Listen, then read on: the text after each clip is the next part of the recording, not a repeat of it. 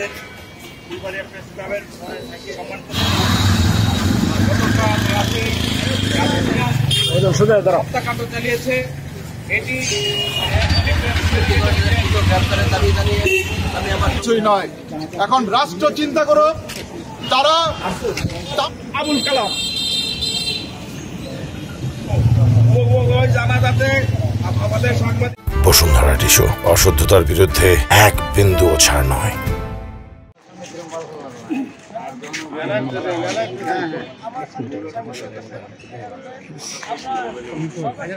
একটু ভাই যাই গান দেবো সঙ্গে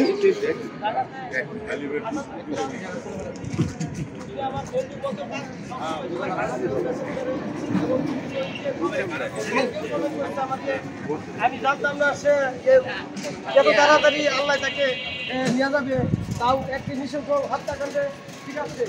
কেউ সবসময় লাইভ করতো বিভিন্ন বিষয় নিয়ে আমরা দেখলাম সাংবাদিকরা যদি বিভিন্ন সত্য তুলে ধরে তারপরে যদি মৃত্যু হয়, এটা খুব দুঃখজনক। আমাদের কলমকে বাধাগ্রস্ত করার জন্য ওই সন্ত্রাসীরা এই মত সৃষ্টি করতেছে। আমরা চাই এখন এবং আমার